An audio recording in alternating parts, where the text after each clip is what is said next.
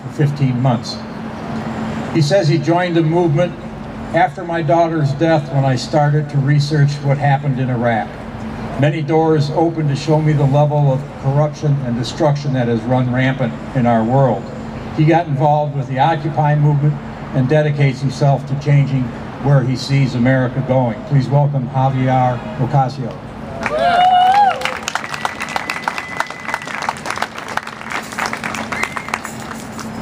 Thank you for having me. It's clear that we all believe more or less the same thing, which is why we're all here, but what I'm going to try to do is share a little bit of my story so that you know not only where I come from, but what I went through to get to where I am right now. Unlike most people that naturally saw through the naturally occurring change of events that have been happening in our country and got to the state of awareness that they are mentally right now to realize that, hey, things are messed up and things need to change, I wasn't like that. Thanks. A real bad tragedy is what brought me to where I am right now. After I came back from Iraq, I was suffering from PTSD like many others. And upon returning, I came back to a wife and a child that was 6 months old when I left and almost 2 years old when I came back. At that time, when I returned, I wanted to be a good husband and a good father. But unfortunately, what I was suffering from prevented me from doing so.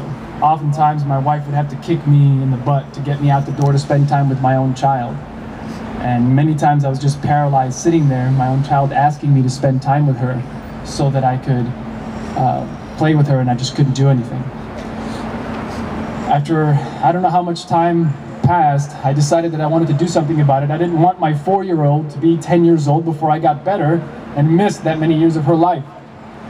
So I decided to go to a psychiatrist. They told me at least 30 to 60 days before I could see one. So I put myself on the waiting list, and they asked me if I wanted to take antidepressants to help me feel better in the meantime, and I said okay. 2 weeks later, it was my daughter's baptism, and that morning she was feeling a little ill. That afternoon, she went through the baptism, and that night she was dead.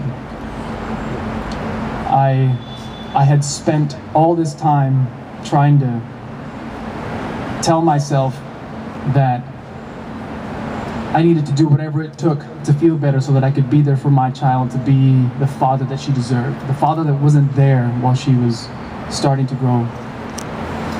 After she died, it was the most traumatic thing anybody could ever experience. Very few people in this life experience that. Unfortunately, it should never be that way. But due to us and what the American military is doing overseas, many foreigners, many people in other countries carry the very bodies of their children and have to bury them every single day because of what we're doing over there, what we're responsible for. I know what that feels like. When my daughter was declared brain dead, she had to fail 2 brain exams before they could legally disconnect her and without my consent take her off the machines. Well, I didn't want that, so I decided myself, by communicating with my family at the time, to disconnect her from the machines that were keeping her alive. So I brought her into this life, and I also took her out. I disconnected her from the very machines that were making her breathe and were keeping her organs alive, even though she wasn't technically alive because she was brain dead. And I pulled the tube that was in her throat out, and my wife and I held her until her heart stopped. After her heart stopped, I could not stand the thought of somebody else taking my child the rest of the way. So I got permission from the hospital, and I got to take her all the way down to the morgue. She was so heavy. And when we got down to these freezers, we opened her up, put her in her pajamas, wrapped her up in a blanket, and laid her down because we didn't want her to get cold. And when I look back on that day, on the day where I took my daughter as far as I could possibly take her, on the day she died, I look mentally at the pictures that I've seen of all the other people in this world that have had to carry their children in their arms without limbs, dead, dying, suffering, burned, shrapnel wounds. And I look at that and I feel their pain more than you could possibly imagine. The overwhelming urge that I feel to end these wars, to end the war in Afghanistan and Iraq and all the other things that we have going on in this country or across the world that nobody knows about, or that many of us actually do know about, is overwhelming. And I look around at all the people that are trying to do something about it. I look around at all the organizations that are trying to do something about it, that are trying to bring awareness, that are trying to say this needs to end, this needs to end, this needs to end. Very few of them feel the sense of urgency that I feel because of what I've been through. And if I were to ask anybody or everybody here to think for a mere moment about the one person that means more to you than anything in this life, about the child that you brought into this world, and for a moment think about what it would be like to have that person removed from your life, to have it done against your will, whether it be because of an accident, a bomb, a strike. How do you think you would feel? Wouldn't you want to change whatever tragedy it was that caused that?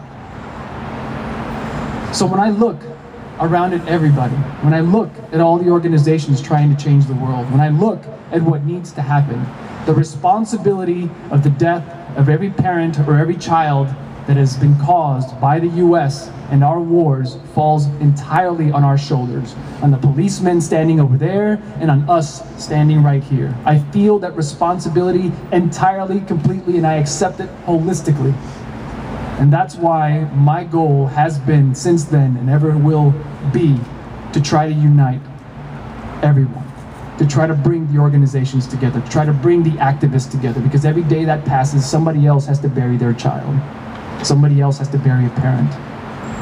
And the longer we act, or the longer we take to act, the more we delay, the more we sit and debate about how we should do this or how we should do that, more people die, more people suffer. I try to speak as little as possible. I try to mean what I say, and I try to say what I mean. And I mean every word of what I'm telling you now, that I will do whatever it takes until my very last breath, even if it takes the rest of my life, whether that's 2 days, 4 hours, or 25 years from now, to put an end to all of this, all of it. It needs to end now. And until we unite, until we can stand together side by side, acting at the same time, at the same place, with the same cause of justice in our hearts, people will continue to suffer, children will continue to die, and every one of their deaths is on our shoulders. The longer we take to act, the more of a burden we'll have to bear when it's all over. Thank you.